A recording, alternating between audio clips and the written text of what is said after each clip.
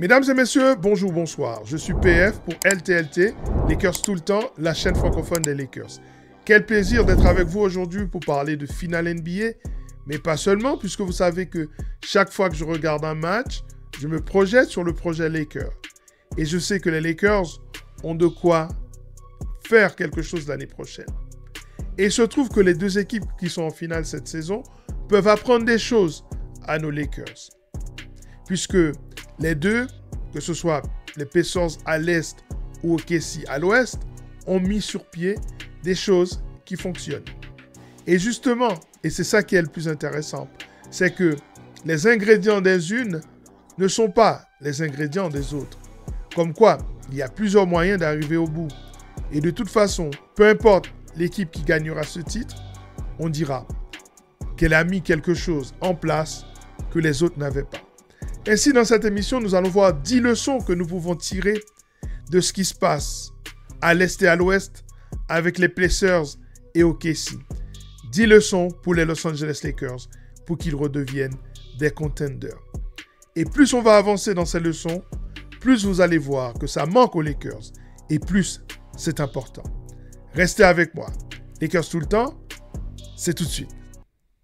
Step 1, wake up early, gonna rise with the sun. Step 2, get some good, some food in you. Step 3, think real hard about what you wanna be. Step 4, everybody just do your thing. Wake up, today's gonna be a good day. Wake up, today's gonna be a good day. Wake up, today's gonna be a good day. Wake up, today's gonna be a good.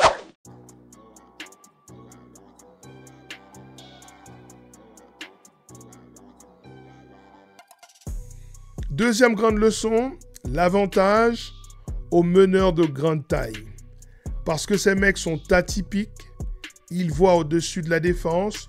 Lorsque la prise à deux arrive, ils peuvent voir au-dessus de la défense faire des passes de très grande qualité au-dessus de la défense.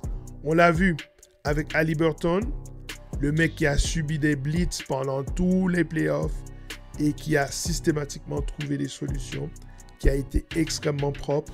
Lors du 4e match notamment, un match à plus de 32 points, 15 rebonds je pense, 13 passes, quelque chose de ce genre-là. Aucune perte de balle en 38 minutes. C'est très fort.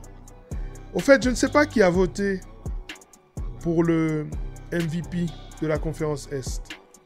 Ça se discute, hein. Ça se discute. Parce que l'influence de Siakam est là.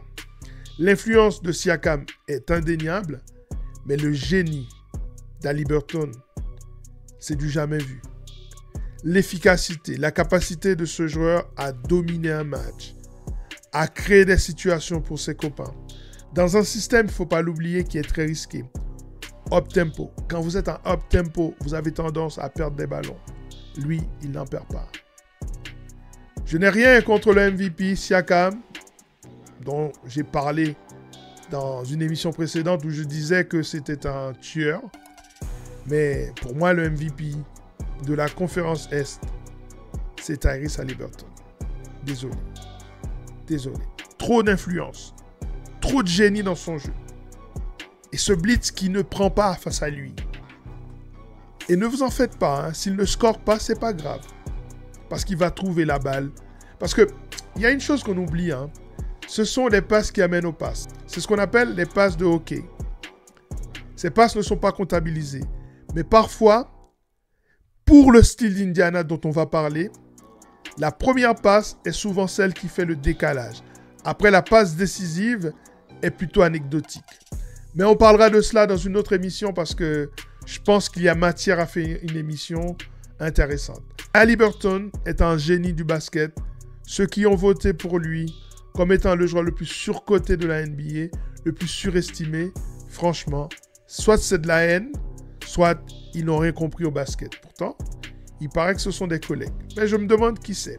Je me demande qui a fait ça. Mais en tout cas, c'est meneur de grande taille qui voit au-dessus de la défense, dès l'entrée du match, créer des situations de cross-match. C'est-à-dire où ils ne vont pas avoir un meneur face à eux, ils vont tout de suite mobiliser un ailier. Et à partir du moment où vous mobilisez un ailier sur le meneur, on l'a vu avec Bridges sur Haliburton, vous créez un mismatch. Il y a un mismatch qui ne vient pas au cours du match, qui vient dès l'entrée du match. Et nous, aux Lakers, on a un meneur de ce genre-là. Il s'appelle Luka Doncic. Il faut exploiter cet aspect-là. C'est un mec qui voit au-dessus de la défense, qui voit au-dessus du blitz. Et c'est pour ça qu'il faut un big pour venir faire la prise à deux. Parce que si vous envoyez deux petits faire la prise à deux, la passe va partir et c'est un décalage. Là, on va jouer à 3 contre 4 et c'est un avantage pour l'attaque. Très important.